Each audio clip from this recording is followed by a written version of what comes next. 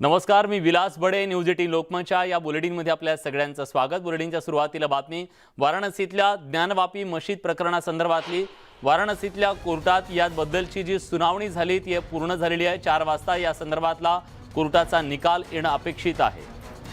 सुनावणी पूर्ण झालेली आहे. वाराणसीच्या कोर्टामध्ये आज ज्ञानवापी मशीद प्रकरणी दावे प्रतिदावे दोन्ही बाजूंनी केले जात आहेत आणि या संदर्भात 4 वाजता कोर्टाचा जो निर्णय आहे तो येऊ शकतो, कारण सुनावणी ही आता पूर्ण झालेली आहे आणि त्यामुळे संपूर्ण देशाचं लक्ष लागलंय ते ज्ञानवापी मशीद प्रकरणी. आता कोर्टाचा निर्णय नेमका काय येतो. कालच हिंदू पक्षांकडून जो दावा करण्यात आलेला होता त्यानुसार तिथं शिवलिंग आढळलेलं होतं, पण मुस्लिम पक्षकारांनी मात्र हा दावा फेटाळून लावला.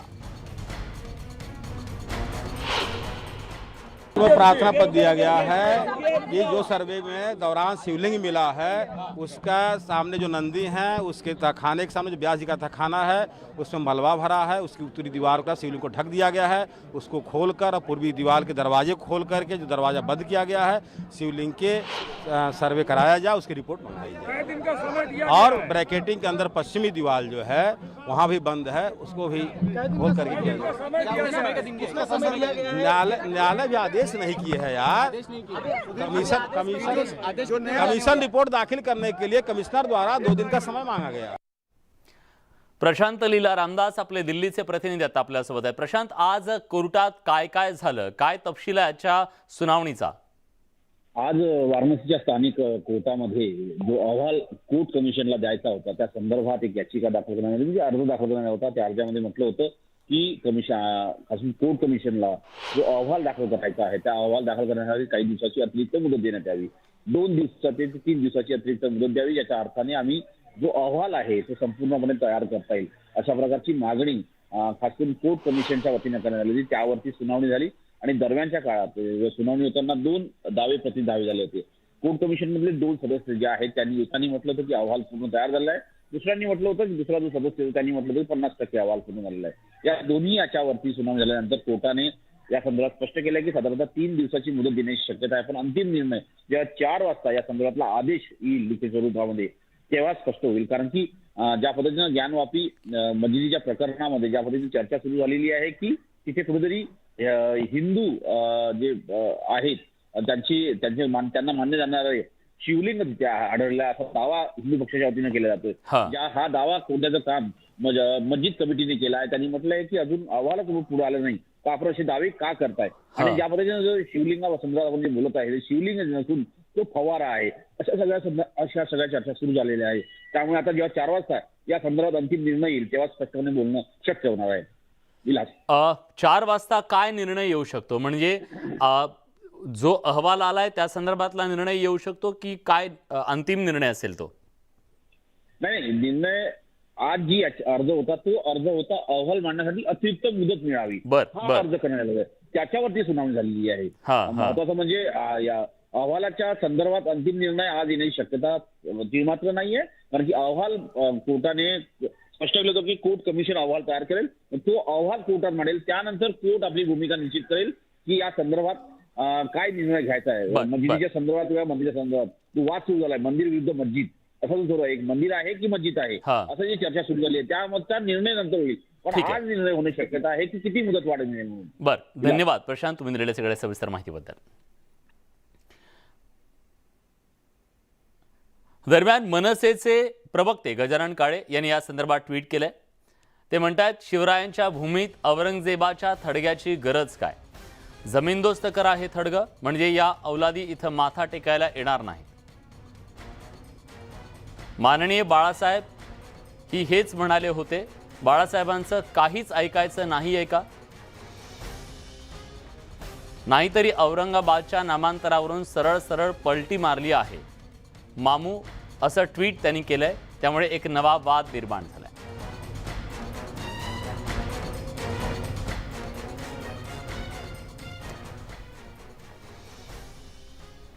तर यापूर्वी पोलिसांकडून मात्र मनसे अध्यक्ष राज ठाकरेंच्या सभेला परवानगी देण्यात आली होती. पुण्यात 21 मे रोजी राज ठाकरेंची तोफ धडाडणार आहे. राज ठाकरेंच्या सभेला पुणे पोलिसांनी परवानगी दिली. 21 मे रोजी डेक्कनला नदीपात्रात ही जाहीर सभा होणार आहे. या सभेत राज ठाकरे, उद्धव ठाकरेंनी केलेल्या टीकेला काय प्रत्युत्तर देतात हे पाहणं महत्त्वाचं असेल. दरम्यान महाविकास आघाडीच्या अनेक नेत्यांनी राज ठाकरे यांच्या विरोधात अनेक वक्तव्य केलेली होती. त्या वक्तव्यांचा सुद्धा राज ठाकरे समाचार घेऊ शकतात. उद्धव ठाकरे यांनी मुंबईतल्या सभेमध्ये सुद्धा मुन्नाभाई असं म्हणत एक प्रकारे नाव न घेता खिल्ली उडवलेली होती राज ठाकरे यांच्या भोंग्यांच्या संदर्भातल्या विधानांची आणि त्यांनी घेतलेल्या हिंदुत्वाच्या भूमिकेची. दरम्यान ज्या ठिकाणी पाऊस कमी पडतो त्या ठिकाणी निवडणूक घ्या असे निर्देश सुप्रीम कोर्टाने दिलेत. 2 टप्प्यात निवडणुका घेण्याचे निर्देश देण्यात आलेले आहेत. कोकण आणि मुंबईतल्या निवडणुका या पावसाळ्यानंतर होणार हे यातून स्पष्ट झालंय. राज्यातल्या स्थानिक स्वराज्य संस्थांच्या निवडणुकाबाबत सुप्रीम कोर्टात सुनावणी झाली, त्यावेळी कोर्टानं हे निर्देश दिलेत.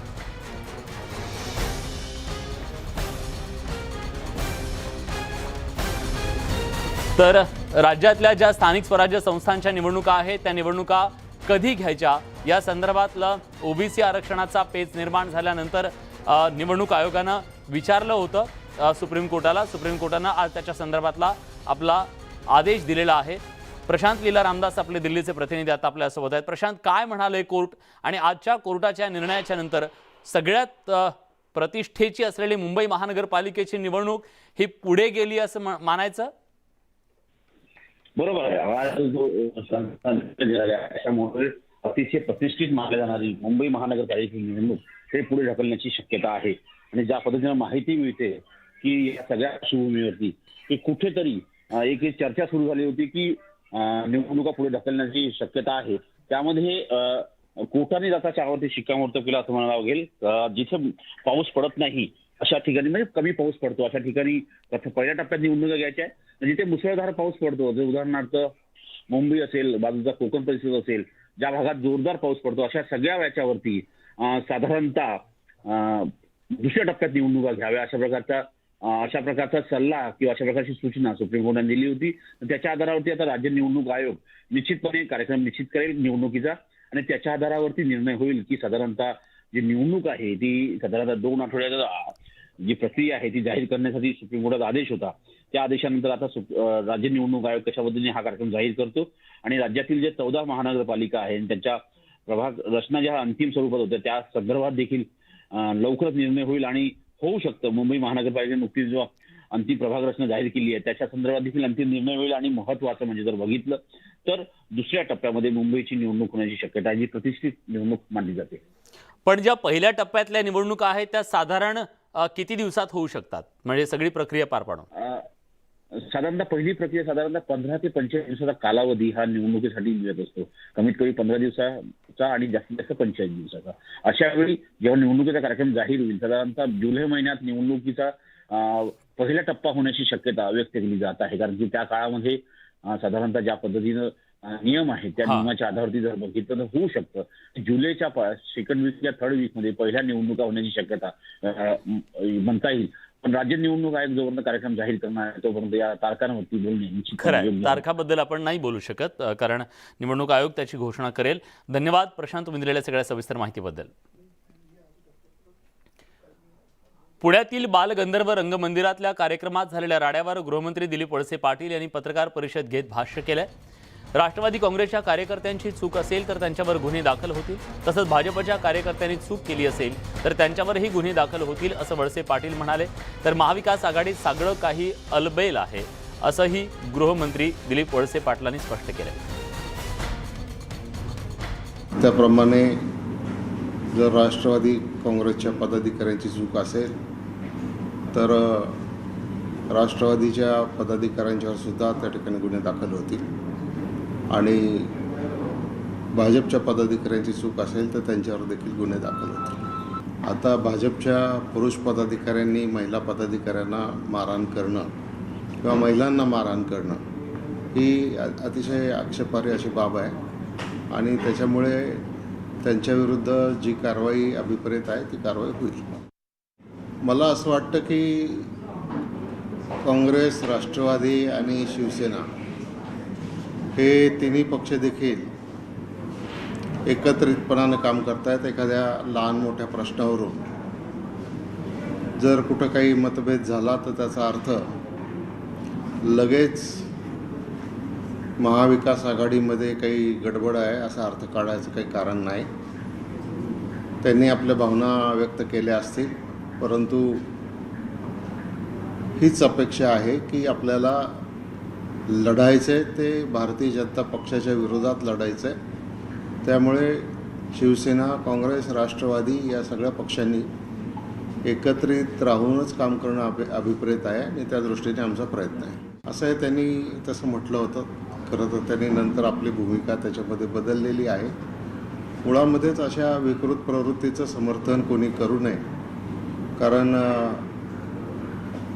मला नाव घ्यायचं नाही, पण त्या महिलेवर जवळजवळ 17-18 प्रकारचे असेच गुन्हे दाखल आहेत. त्यामुळं त्याच्यातून त्यांची मानसिकता दिसते आणि त्या मानसिकतेमधून अशाच प्रकारचा प्रकार पुन्हा पुन्हा करण्याची एक दृष्टी त्यांची आहे. तर त्याप्रमाणे हे काही योग्य नाही आहे. त्यामुळे सदाभाऊ खोत यांनी देखील आपली भूमिका बदललेली असावी. राज्यसभेच्या 6व्या जागेसाठी महाविकास आघाडीत रस्सीखेच सुरू असल्याचं दिसतंय. राज्यसभेच्या 6व्या जागेवर आता शिवसेनेनं दावा केलाय. महाविकास आघाडीकडे 4 जागा जिंकून येऊ शकतात एवढी मतं आहेत. महाविकास आघाडी शिवसेनेला आता मदत करणार का हा प्रश्न आहे.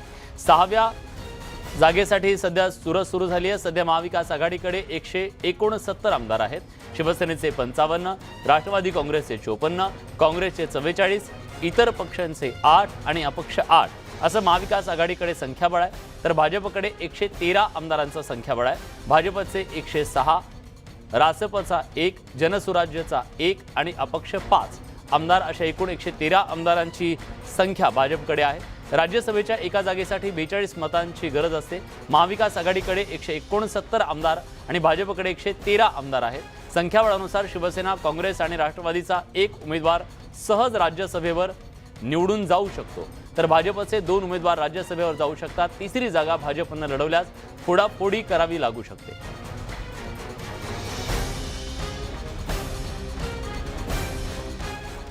आज पर्यटन राज्यमंत्री आदिती तटकरे या खुलताबाद विरुळ दौऱ्यावर आहेत. त्यांनी घृष्णेश्वर मंदिरामध्ये जाऊन विधिवत पूजा केली. त्यानंतर त्यांनी भद्रा मारुतीचं दर्शन घेतलं. पर्यटन वाढीसाठी रस्ते महत्त्वाचे असतात, त्यामुळे अनेक रस्ते व्यवस्थित करण्यासाठी पावलं उचलली जात आहेत. ज्या स्थानिक रोजगार वाढेल अशी प्रतिक्रिया त्यांनी दिली. खुलताबादमध्येच असलेल्या औरंगजेब यांच्या कबरीवर प्रश्न विचारला असता त्यांनी उत्तर दिलं नाही.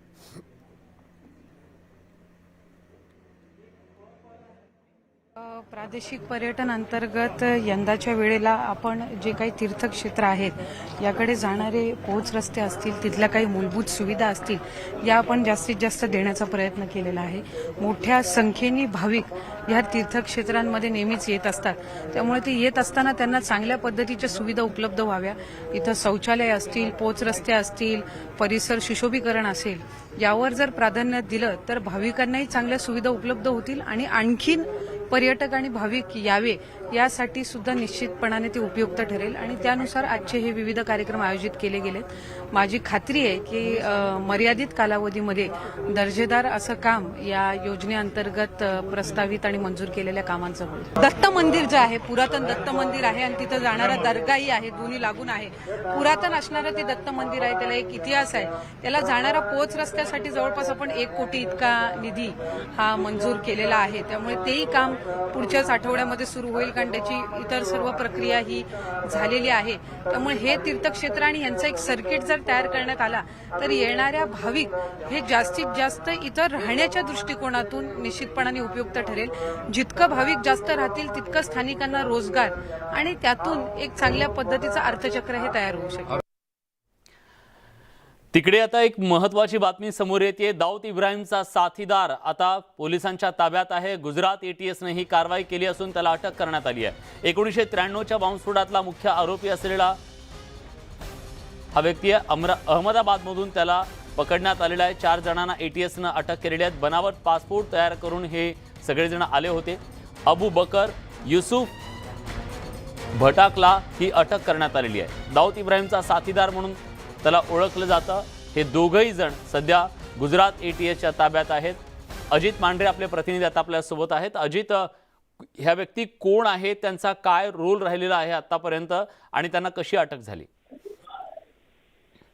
विलास हे 4 जण आहेत. या 4 हे रोल म्हणजे 1993 जे साखळी बॉम्बस्फोट होते, या साखळी बॉम्बस्फोटामध्ये यांनी डी कंपनी करता महत्वाची भूमिका बजावली होती. विशेष करून जे RDX अन्न किंवा हँड ग्रेनेड असतील, AK-47 असतील, ह्या गुजरात आणि महाराष्ट्राच्या ज्या समुद्रमार्गी आणण्यामध्ये या 4 महत्वाची भूमिका बजावली होती.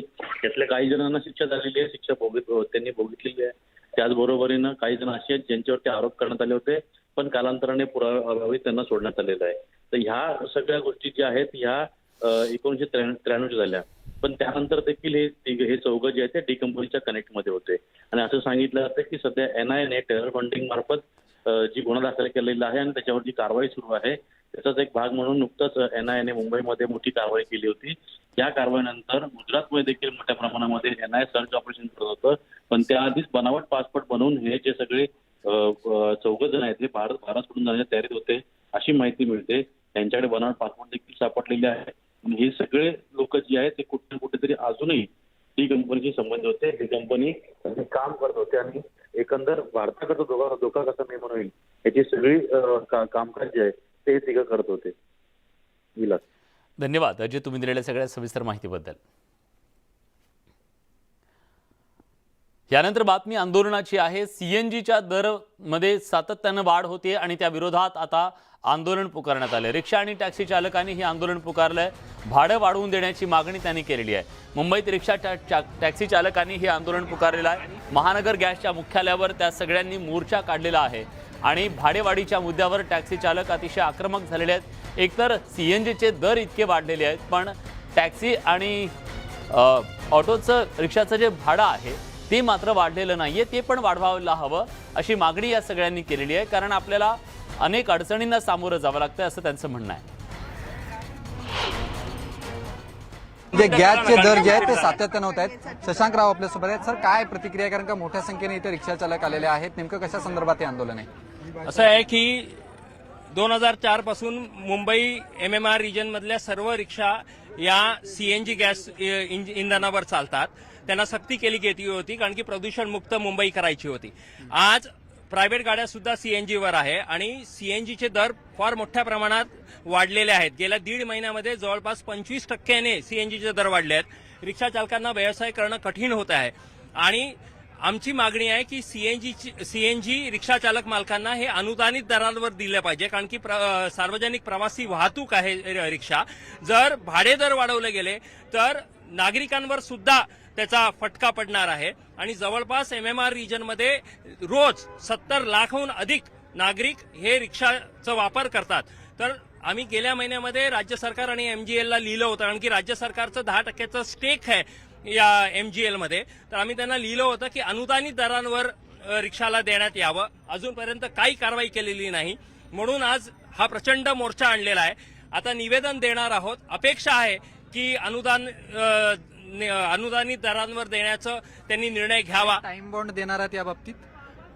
चर्चा करून ठरवू की काय टाइम बाउंड आहे आणि अपेक्षा आहे की त्यांनी सकारात्मकरित्या निर्णय घ्यावे, कारण की फक्त रिक्षा चालकांचा नाही तर नागरिकांचाही प्रश्न आहे.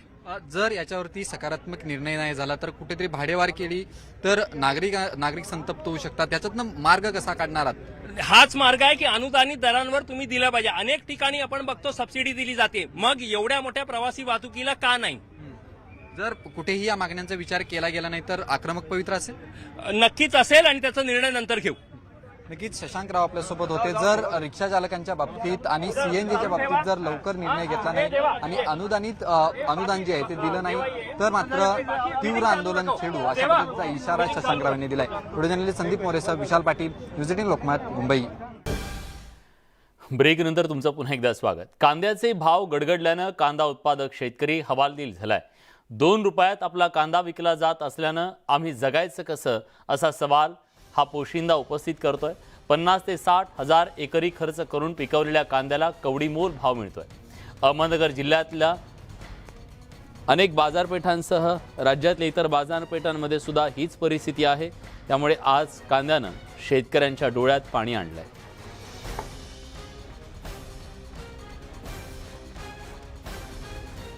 नगदी पीक म्हणून ओळख असलेल्या कांद्याला सध्या कवडीमोल दर मिळतोय. त्यामुळे अहमदनगर जिल्ह्यातल्या श्रामपूर तालुक्यामध्ये काल एक अतिशय धक्कादायक घटना घडली आहे. भरत जाधव या शेतकऱ्यानं ₹1 दर मिळाला म्हणून थेट विष प्राशन करून आत्महत्या करण्याचा प्रयत्न केला आहे. आत्ता आपण टाकळी भान या बाजार समितीमध्ये आहोत आणि हा जो कांदा आपण बघतोय हाच कांदा भरत जाधव या शेतकऱ्याचा आहे. आणि हा जो कांदा आहे आपण जर बघितलं तर तसा खराब झालेला नाही आहे, चांगला कांदा दिसतो आहे आणि या कांद्याला ₹1 दर मिळाला आहे. दुसरं इथं आपण जर बघितलं तर दुसऱ्या पण त्याच्याच इथे या ठिकाणी गोण्या आहेत. जो छोटा कांदा दिसतो आहे जरा थोडा खराब व्हायला आलेला आहे आणि या कांद्याला केवळ 50 पैसे किलो असा दर मिळाला आहे. सगळ्यांचा भाव वाढलेला आहे, म्हणजे त्या खताचा भाव वाढलेला आहे, मजुराचा भाव वाढलेला आहे आणि वीज मिळत नाही. अशा सगळ्या परिस्थितीत शेतकरी कसं तरी त्याचं पीक आणतो आणि बाजारात आलं ना त्याचं कवडी मोल भावाने त्यांना विकावं लागतं. मग त्यांनी उपजीविका कशी चालवायची? डिझेल पेट्रोलचे भाव वाढले, उत्पादनापेक्षा खर्चाचं प्रमाण शेतकऱ्याचं जादा वाढू राहिलं. मशागतीला खर्च वाढतो, बियाण्याचे भाव वाढले, रासायनिक खताचे भाव वाढले. इकून तिकून शेतकरी कुठंतरी कर्ज बाजारातून ते पीक उभा करतो आणि महावितरणाचा एक बडगा येऊन बसतो, कुठंतरी त्याचं कनेक्शन कट केलं जातं. कांद्याचे दर गडगडले त्यामुळं शेतकरी हे टोकाचं पाऊल उचलताना दिसत आहेत, थेट आत्महत्या करताना दिसत आहेत. या तरुण शेतकऱ्याने देखील स्वतःचं जीवन संपवण्याचा प्रयत्न केला आहे, आता तो मृत्यूशी झुंज देतो आहे. सरकारने याकडं लक्ष कधी देणार हाच खरा प्रश्न आहे. हरीश दिमोटे, न्यूज 18 लोकमत, अहमदनगर. लाखोंचा पोशिंद्या, बळीराजा अशी बिरुदं मिरवणारा शेतकरी हा खरंच राजा आहे का, असा प्रश्न सध्या शेतकऱ्यांची अवस्था पाहून उपस्थित होऊ लागलाय. आधी उसाला तोड नाही, टरबूज द्राक्षाला भाव नाही, त्यातून आता कांद्याचे दरही गडगडल्यानं शेतकऱ्यांच्या डोळ्यात आज पाणी आलंय. कांद्याचं आलेलं भरघोस पीक आणि अपेक्षित भाव मिळत नसल्यानं शेतकरी हवालदिल झालाय. त्यामुळे नैराश्याच्या गर्तेत सापडलेल्या एका शेतकऱ्यानं थेट टोकाचं पाऊल उचललंय. मोठ्या कष्टानं पिकवलेल्या कांद्याला प्रति किलोला अवघा ₹1 दर मिळाल्यानं श्रीरामपूरच्या तरुण शेतकऱ्यानं आत्महत्येचा प्रयत्न केलाय. वांगी खिरडीतल्या भारत जाधव या शेतकऱ्याच्या 25 क्विंटल कांद्याला टाकळी भान इथल्या उपबाजार समितीत अवघे ₹2,500 मिळाले. डोक्यावर झालेला कर्जाचा डोंगर आणि खर्चही निघत नसल्यानं हताश झालेल्या या शेतकऱ्यानं विषप्राशन केलं. ₹1.5 एक वक्कल एक गेलं, एक वक्कल 50 पैसे गेलो. म्हणलं ₹1.5 कांदा आणायला नाही आला तरी परवडलं का? तिथं वावर हे करून टाकलंच ना. गरज आहे तुला लाज वाटत म्हणे एवढं. ते म्हणे धळ म्हणे तू जिथं न्यायचं ना तिथं उचल म्हणे. तेवढी बिल किती होतं माहिती ₹1200 बिल होतं आणि मा लेबरच्या पायानं कोणाचाच खर्च ₹3000 झाला होता आणि ₹1200 त्यातून टेम्पो वाटलं 300 म्हणजे ₹900 देतात मला काल. बरं कांद्याला झाला मग ₹2.5-3 लाख खर्च आणि कांदे होत नाही तर या भावानं म्हणलं ₹50,000 सुद्धा होत नाही. सांगा. आत्महत्येचा प्रयत्न करणाऱ्या शेतकऱ्यावर सध्या रुग्णालयात उपचार सुरू आहेत. यानंतर इतर शेतकऱ्यांनीही आपापल्या व्यथा मांडताना सरकारनं ठाम भूमिका घ्यावी अशी मागणी केली आहे. कांद्याचे भाव उत्पन्न कांद्याचं 5 टनावर आलेलं आहे आणि मात्र ₹50,000 खर्च झालेला आहे. निश्चितपणानं तो तोट्यात आहे. शेतकऱ्याशी निगडीत असलेल्या सगळ्यांचा भाव वाढलेला आहे, म्हणजे त्या खताचा भाव वाढलेला आहे, मजुराचा भाव वाढलेला आहे आणि वीज मिळत नाही. अशा सगळ्या परिस्थितीत शेतकरी कसं तरी त्याचं पीक आणतो आणि बाजारात आलं ना त्याचं कवडी मोल भावाने त्यांना विकावं लागतं. शेतीच्या मशागतीचे डिझेल पेट्रोलचे भाव वाढले, उत्पादनापेक्षा खर्चाचं प्रमाण शेतकऱ्याचं जादा वाढू राहिलं. मशागतीला खर्च वाढतो, बियाण्याचे भाव वाढले, रासायनिक खताचे भाव वाढले. इकून तिकून शेतकरी कुठंतरी कर्ज बाजारातून ते पीक उभा करतो आणि महावितरणाचा एक बडगा येऊन बसतो, कुठंतरी त्याचं कनेक्शन कट केलं जातं. भाव मिळत नसल्यानं एकीकडे शेतकरी टोकाचं पाऊल उचलत असताना बुलढाण्याच्या शेगावमधील एका कांदा उत्पादकाने तर खर्चही निघत नसल्यानं तब्बल 2.5 लाखांचा कांदा फुकट वाटला. कैलास बिंबळे या शेतकऱ्यानं तब्बल 200 क्विंटल कांदा अंगणात टाकत आसपासच्या लोकांना घेऊन जायचं आवाहन केलं. 2 एकर कांदा पेरलेला होता. 2 लाख रुपये खर्च लागलेला आहे. कांद्याला घेणारा व्यापारी नाही आहे, त्रस्त होऊन तो कांदा मला फुकट वाटावा लागला. किती क्विंटल होता? कमीत कमी 200 क्विंटल माल होता. किती रुपयाचा माल असेल? तो कमीत कमी आज 2 लाखाचा माल होता. आता कर्जबाजारी झालेला हा. अवकाळी पाऊस, गारपीट, प्रचंड वाढलेली रोगराई त्यामुळे कांदा उत्पादक शेतकरी आधीच बेजार असताना सर्व संकटांवर मात करत शेतशिवार फुललं. बळीराजा सुखावला खरा, पण या पिकाला दरच मिळत नाही. त्यामुळे शेतकऱ्यानं करायचं काय? त्याच्या मालाला योग्य भावच मिळाला नाही तर त्याची कर्जाच्या बोजातून सुटका कधी होणार असे प्रश्न अनुत्तरित राहतात. नगरहून हरीश दिमोटेसह ब्युरो रिपोर्ट, न्यूज 18 लोकमत. महाराष्ट्रातल्या पाणी टंचाईचं भीषण वास्तव मांडत असताना एक गोष्ट निदर्शनास आली. पाणी पुरवठा मंत्री गुलाबराव पाटील यांच्या मतदारसंघातल्या अनेक गावांमध्ये पाण्याची भीषण टंचाई आहे. पाहूया धरण गावातला ग्राउंड रिपोर्ट. जसं एखादा नाटककार एक स्क्रिप्ट वाचतो आणि त्या स्क्रिप्टच्या वर्षावर काम करतो, तो स्क्रिप्ट वाचलेला कार्यक्रम आहे. वेगळा झेंडा लावायचा, तो झेंडा नंतर बदलवला, नंतर भूमिका बदलवली, नंतर मोदीजींची प्रशंसा केली, नंतर लाव रे तो व्हिडिओ, आणि नंतर पुन्हा मोदीजी, आणि नंतर तो भोंगा, आणि असा झाला ठेंगा. ज्या पक्षाने मोठं केलं त्या पक्षाच्या बाबतीमध्ये बोलणं हे उचित नाही. राजकीय टीका करायची झाली की पाटलांचा आवाज कसा खणखणीत निघतो. पण पाणी पुरवठा मंत्री असलेल्या गुलाबराव पाटलांच्या मतदारसंघ धरण गावात पाणीची परिस्थिती आहे. धरण गावातल्या या महिला नाल्यावर कपडे धुत आहेत. धरण गावात गेली 30 वर्ष पाण्याची टंचाई आहे आणि त्यातले 15 वर्ष इथं प्रतिनिधित्व हे सध्याचे पाणी पुरवठा मंत्री करतायत. ज्या ठिकाणून या संपूर्ण गावाला पाणी पुरवठा केला जातो त्या पाणी पुरवठा केंद्राच्या परिसरामध्ये अशा प्रकारे नाले आणि गटारी वाहत आहे आणि त्याच नाले आणि गटारींचं पाणी जे आहे ते या पाणी पुरवठा योजनेच्या विहिरी जाते. ही देखील दृश्य बघू शकतो आपण. ही पाईपलाईन आहे ज्या पाईपलाईनद्वारे या संपूर्ण गावाला पाणी पुरवठा केला जातोय आणि त्या विहिरीतलं हे दुर्गंधयुक्त पाणी आपण दृश्यांमध्ये बघू शकतो. कशा प्रकारे संपूर्ण विहिरीत घाण जी आहे ती साचलेली आहे आणि ह्या घाणयुक्त पाणी, दुर्गंधयुक्त पाणी, अशा प्रकारचं पाणी या नागरिकांना पिण्यासाठी सोडलं जातं, वापरण्यासाठी सोडलं जातंय. पिण्याच्या पाण्याची तर बोंबच आहे. या ठिकाणी नळाला पाणी 10 दिवसांनी तर कधी 15 दिवसांनी येतात आणि तेही गढूळ. जिल्ह्यातील जवळपास 100 गावांमध्ये धरणगाव सारखी पाणीची परिस्थिती आहे. महिन्यातनं एकदाच पाणी येतंय. 3 हप्त्यात जर सोडलं तेही पूर्ण पाणी येत नाही आणि आलं ते सांगतात की आम्ही फिल्टरचं पाणी पुरवू, पण फिल्टरचं पाणी येत नाही. जंत पडतात पाण्यामध्ये. तेच पाणी गाळणी करून आम्ही वापरतो. 30 वर्ष झाले. 30 वर्षापासून अशीच परिस्थिती. पाण्याचंही आणि आणखी गटारी सुद्धा काढत नाही वेळेवर. गटारी फुल भरून जातात. पानी की बहुत तकलीफ है हमको. पानी 15 दिन महीना भर देते नहीं हो, पुरता भी नहीं पानी. नल में भी आता नहीं हमारे. पिण्याच्या पाण्याची कमतरता पडते, त्याच्यामुळे लहान पोरांना आजार होतो. त्या आजारांना आम्हाला सामोरे जावं लागतं. लहान ते पाणी जे असतं ते पुरं गढूळ किंवा त्याच्यामध्ये जंत पडलेले असतं ते उकळून आम्हाला अक्षरशः ते प्यावं लागतं. तरी पण मग त्या गोष्टींचं काही समस्यांचं काही निर्माण नाही झालेलं आहे. आश्वासन देतात ज्यावेळेस काही मतदान वगैरे होतात, पण मग ते आश्वासन फक्त आश्वासनच राहतं, त्यात काही बदल होत नाही. पाणी पुरवठा मंत्री केवळ खोटी आश्वासनं देऊन वेळ मारून नेतात असा आरोप भाजपनं केलाय. तर शिवसेनेकडून पुढच्या 6 महिन्यात धरणगावचा पाणी प्रश्न सुटेल असा दावा करण्यात आलाय. माता भगिनी ज्या आहेत त्या अतिशय त्रस्त झालेल्या आहेत. अतिशय असंतोष या माता भगिनींच्या मनात या सत्ताधाऱ्यांच्या बाबतीत आहे. मुळात गेल्या अनेक वर्षापासून सत्ताधाऱ्यांनी धरणगाव शहरातील ही जी प्रमुख समस्या आहे या प्रमुख समस्येला प्राधान्यक्रम दिलेला नाही. माझा पूर्ण आयुष्यात गुलाबराव पाटील सारखा लबाडा माणूस आम्ही आजपर्यंत पाहिलेला नाही. कारण वेळोवेळी 30 वर्षापर्यंत नगरपालिका त्यांची 30 वर्षापासून धरणगावच्या नागरिकांशी वेळोवेळी खोटं बोलतात. फक्त बोल बच्चन, अमिताभ बच्चन गोड भाषण करायचे, याच्यावर काहीच करत नाही. आणि वितरण व्यवस्था तीच आहे. म्हणून ते आता तो प्रस्ताव आता मंजूर झालेला आहे. ती योजना मंजूर झाली आणि मागच्या आठवड्यामध्ये त्याचं भूमिपूजन देखील झालेलं, कामाला सुरुवात देखील झालेली. 27 कोटी 44 लाखाची ती पाणी पुरवठा गावातली वितरण व्यवस्थेची ती योजना आहे आणि त्याच्या कामाला सुरुवात झालेली आहे. पाणी पुरवठा मंत्र्यांच्या मतदारसंघात जर अशी परिस्थिती असेल तर राज्यातील उर्वरित गावांमध्ये असलेल्या पाण्याच्या दुर्भिक्षाबद्दल न बोललेलंच बरं.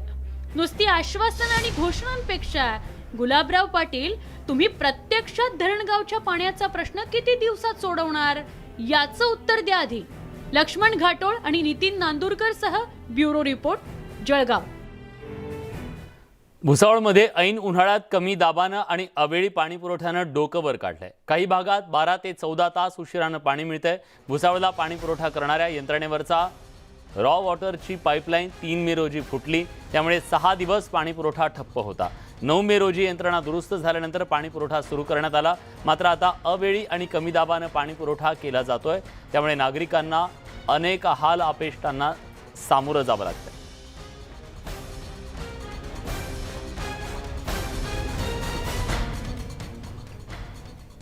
मावळमधल्या पवना धरणात केवळ 30% पाणीसाठा शिल्लक आहे. जून अखेरपर्यंत पुरेल इतकाच पाणीसाठा आहे. गेल्या वर्षीपेक्षा 6% कमी पाणीसाठा उरलाय. उष्णतेच्या झळा तीव्र झाल्यानं पवना धरणातल्या पाण्याच्या मागणीत मोठी वाढ झाली आहे. त्यामुळे धरणातला पाणीसाठा झपाट्यानं कमी होतोय. यंदा पावसानं ओढ दिल्यास पिंपरी चिंचवडसह मावळवासियांना पाणी टंचाई जाणवू शकते. त्यामुळे नागरिकांनी पाण्याचा जपून वापर करण्याचं आवाहन पाटबंधारे विभागाकडून करण्यात आलंय.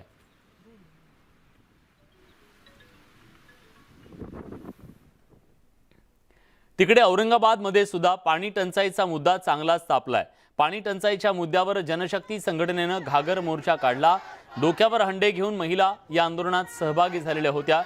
औरंगाबादमधला पाण्याचा प्रश्न हा सातत्यानं तापतोय. त्याचं कारण म्हणजे लोकांना पाणी मिळत नाहीये. गेल्या अनेक वर्षांपासूनची त्यांची ही मागणी पूर्ण होत नाहीये.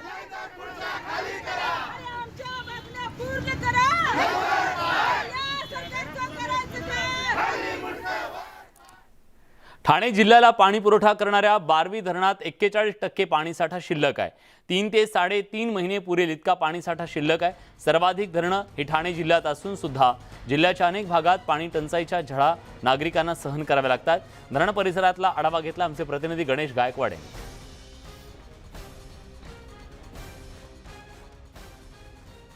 ठाणे जिल्ह्यातील अतिशय महत्त्वपूर्ण असलेलं बारवी धरण परिसरात आपण सध्या आहोत. या बारवी धरणातून ठाणे जिल्ह्यातील विविध शहरांना आणि औद्योगिक परिसराला पाणी पुरवठा केला जातो.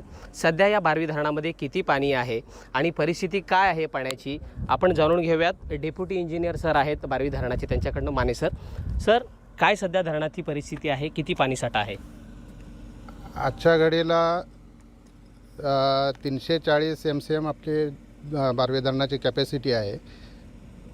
बारवी धरण हे 15 ऑगस्टच्या दरम्यान फुल ओव्हरफ्लो झाला. त्यानंतर आपण जवळजवळ 1000 ते 1200 MLD पाणी पर डे आपण सप्लाय करतो आहे.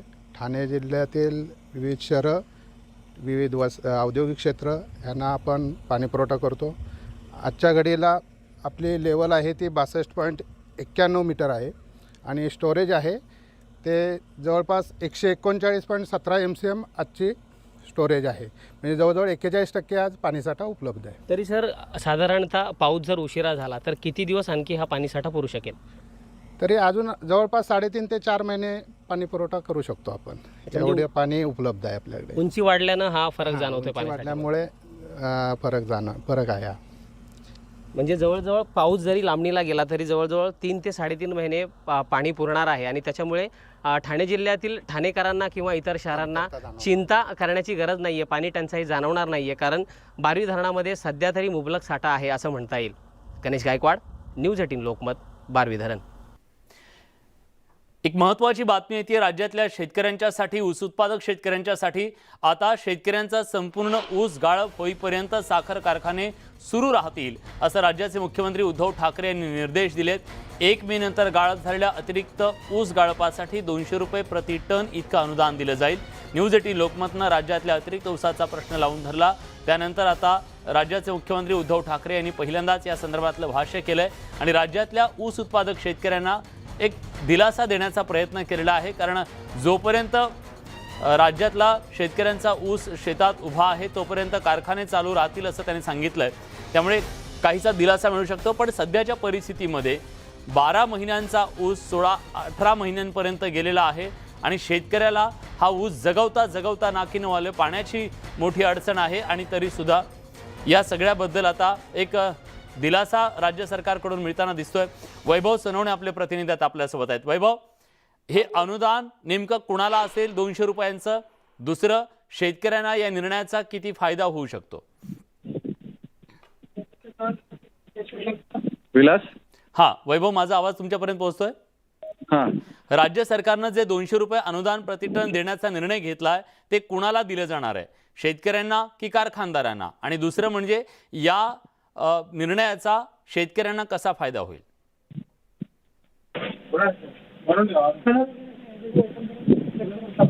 काही तांत्रिक कारणामुळे वैभव यांचा आवाज आपल्यापर्यंत पोहोचत नाहीये. वैभव सनवणे आपल्याला माहिती सांगण्यासाठी होते. राज्यातल्या ऊस गाळपाच्या संदर्भातला हा जो प्रश्न आहे, राज्यातला अतिरिक्त ऊसाचा प्रश्न, त्यामुळे अनेक शेतकऱ्यांनी आत्महत्येसारखं टोकाचं पाऊल उचललं. आपला ऊस जाळून त्याच्यामध्येच आत्महत्या केल्याची घटना काही दिवसांपूर्वीच बीडमध्ये घडलेली होती. यानंतर आपण थेट जातोय, विरोधी पक्षनेते प्रवीण दरेकर बोलत आहेत.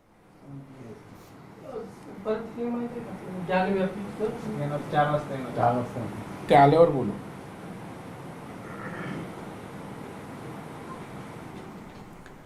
विरोधी पक्षनेते प्रवीण दरेकर यांची पत्रकार परिषद काही वेळातच सुरू होणार आहे. राज्यातल्या प्रमुख प्रश्नांच्या संदर्भात आज ते काय भाष्य करतात हे पाहणं महत्त्वाचं असेल. या प्रकारच्या गोष्टी झाल्या, राडे झाले तर कारवाई व्हायलाच पाहिजे. परंतु हे सरकार, राष्ट्रवादीचे कार्यकर्ते, नेते खुलेआम भारतीय जनता पार्टीवर त्या ठिकाणी हल्ले करताना दिसत आहेत.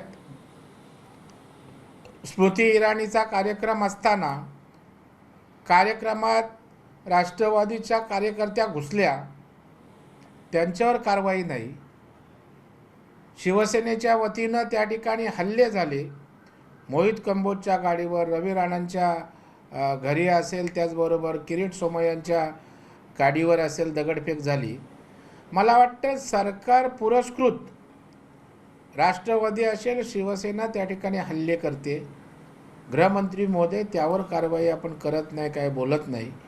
परंतु भारतीय जनता पार्टीचा काही आंदोलनाचा किंवा एखादा असा विषय आला की तत्परतेनं कारवाईचे आदेश देता नव्हे, ती कारवाई झालेली आहे. मला वाटतं सरकारने अशा प्रकारे पक्षपातीपणं कारवाया करणं योग्य नाही. पोलिसांच्या देखत केतकी चितळेची भूमिका निषेधार्ह आहे, त्याचा आम्ही निषेध करतो. अशा प्रकारचं सोशल मीडियातनं एखाद्या मोठ्या नेत्याविषयी लिहिणं चुकीचं आहे. परंतु पोलिसांच्या उपस्थितीत तिला नेत असताना तिला मारहाण करणं, धक्काबुक्की करणं, तिच्यावर शाई फेकणं, याला कोणी संरक्षण कायद्याने दिलेलं आहे. आणि त्याच्यामुळं सरकार पुरस्कृत पोलिसांच्या उपस्थितीत राष्ट्रवादीच्या किंवा सरकारी पक्षाच्या कार्यकर्त्यांनी काही करा अशा प्रकारचा संदेश हे सरकार देतं आहे.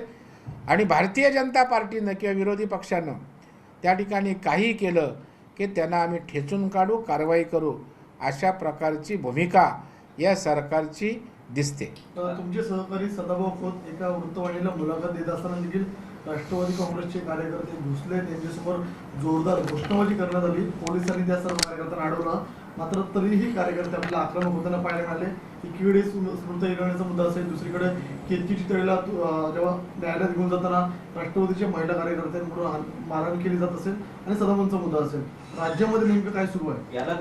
दरेकर साहेब, याला जोडून असं आहे, आंबेकर तुमचे जे बीजेपीचे प्रवक्ते होते त्यांना पण मारहाण झाली होती राष्ट्रवादीच्या कार्यकर्त्यांकडून, कानसिलात लगावली होती. आत्ताच मी आपल्याला काही उदाहरणं दिली, त्यामध्ये आपणच सांगितलं आता मला की सदाभाऊंच्या बाबतीत झालेला प्रसंग, आंबेकरांच्या बाबतीत झालेला प्रसंग. म्हणजे थोडक्यात सरकार पुरस्कृत पोलिसांच्या उपस्थितीत त्या ठिकाणी कसेही हल्ले करा, राडे करा, अशा प्रकारचं परमिट तर या सरकारनं दिलं नाही ना, असं यावरून या ठिकाणी आपल्याला बोलता येईल. कोण चुकीचं असेल, कारवाई कायद्याच्या चौकटीत आपण करा, त्याला आम्ही नाकारत नाही. परंतु आपला तो बाब्या आणि दुसऱ्याचं कार्टं असं या सरकारचं चाललं आहे. आपल्या कार्यकर्त्याने काही राडा केला, त्यांच्यावर ॲक्शन नाही, डोळेझाक करायची. आणि त्याच वेळेला भारतीय जनता पार्टीनं एखादी कृती केली तर त्यांच्यावर कडक कारवाई करायची. मला वाटतं लोकशाहीमध्ये अशा प्रकारच्या भूमिका सरकारला त्या ठिकाणी घेता येत नाहीत. चलो बहुत हो गया.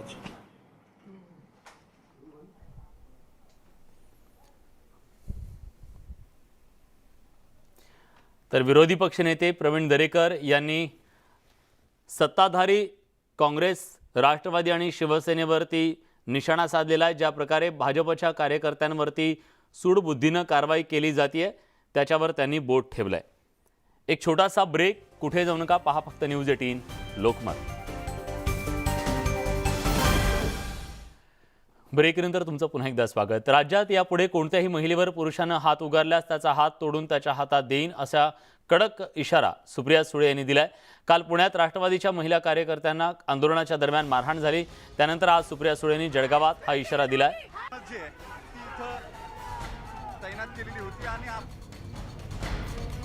काल राष्ट्रवादी काँग्रेसच्या महिला कार्यकर्त्यांनी स्मृती इराणी यांच्या कार्यक्रमामध्ये घुसून आंदोलन करण्याचा प्रयत्न केला, घोषणाबाजी करण्याचा प्रयत्न केला.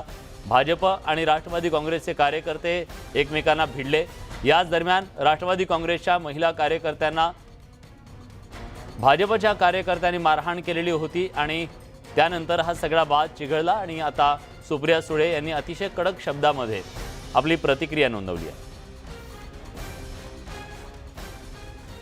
हा शाहू फुले आंबेडकरांचा छत्रपतींचा महाराष्ट्र आहे, ज्यांनी नेहमी महिलांचा मान सन्मान केलेला आहे. आणि मी तुम्हाला सांगते की जर आज नंतर या राज्यामध्ये कुठल्याही पुरुषाने कुठल्याही महिलेला असं जर त्यांनी अंगावर हात उचला तर मी स्वतः तिथे जाईन आणि कोर्टात केस करीन आणि त्याचा हात तोडून त्याच्या हातात काय लावले. राज्यात इंधनाचे दर गगनाला भिडले. महागाईनं सर्वसामान्यांचं जगणं मुश्किल झालं. या महागाई विरोधात जळगावच्या आकाशवाणी चौकात राष्ट्रवादी काँग्रेसनं आंदोलन केलं. यावेळी तिरडीवर जीवनावश्यक वस्तू ठेवत महागाईची प्रतिकात्मक स्वरूपात अंत्ययात्रा काढण्यात आली. तसंच गोंधळ घालत मोदी सरकार विरोधात जोरदार घोषणाबाजीही करण्यात आली. माजी मंत्री एकनाथ खडसे यांनी बंद गाडीला दोर बांधून गाडी ओढत नेत पेट्रोल दरवाढीचा निषेध केला. खासदार सुप्रिया सुळे, माजी मंत्री गुलाबराव देवकर या आंदोलनात सहभागी झाले होते.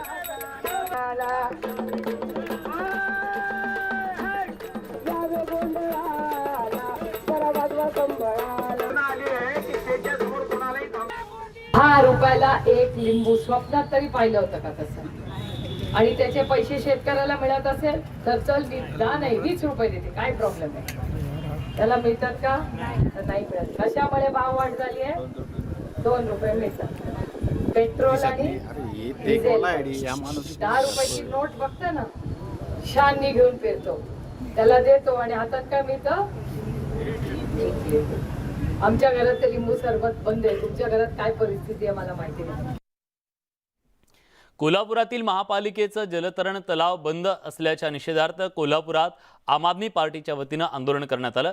आंदोलनाच्या स्थळी एका मोठ्या टँकसारख्या पात्रामध्ये लहान मुलांना पोहण्यासाठी आणण्यात आलं आणि प्रतिकात्मक आंदोलनाकडे लक्ष वेधण्याचा प्रयत्न करण्यात आला. महापालिकेतील जलतरण तलाव दुरुस्त झाला पाहिजे अशी घोषणा यावेळी करण्यात आल्या. तर जलतरण तलाव दुरुस्त न झाल्यास तीव्र आंदोलनाचा इशारा देण्यात आला.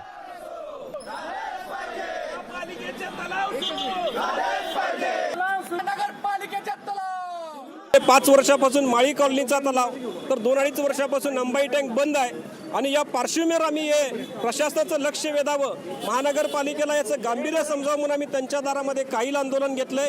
काईलमध्ये जी मुलं पोहत आहेत ती परिस्थिती बघितल्यानंतर प्रशासनाचे डोळे उघडतील अशी भूमिका आज व्यक्त करतो आणि प्रशासनाला इशारा देतो याच्यामध्ये गांभीर्यानं लक्ष घालून त्वरित तुम्ही स्विमिंग टँक रिपेअर करावेत, दुरुस्त करावेत. ब्रेकनंतर तुमचं पुन्हा एकदा स्वागत. अनिल परब बोलतायत, आपण थेट जातोय. ही सगळी माहिती मागेल, राज्य सरकारकडे निवडणुकीच्या यंत्रणांच्या बाबतीतली माहिती मागेल. ती ज्यावेळेला मागतील त्यावेळेला आम्ही ती देऊ. आणि हा आता निवडणूक आयोगाचा सर्वस्वी अधिकार आहे की निवडणुका कधी घ्यायच्या. थोडासा दिलासा आणि थोडा झटका अशा प्रकारचं स्वरूप त्या निकालामध्ये नाही, आम्ही तर निवडणुका उद्या घेतल्यासाठी ते तयार होतो. फक्त आमची एकच जी अडचण होती की ओबीसीचा आरक्षणाशिवाय निवडणुका घेतल्या जाऊ नयेत, ही सर्वच राजकीय पक्षांची भूमिका होती. त्यामुळे हा विषय अडकलेला होता.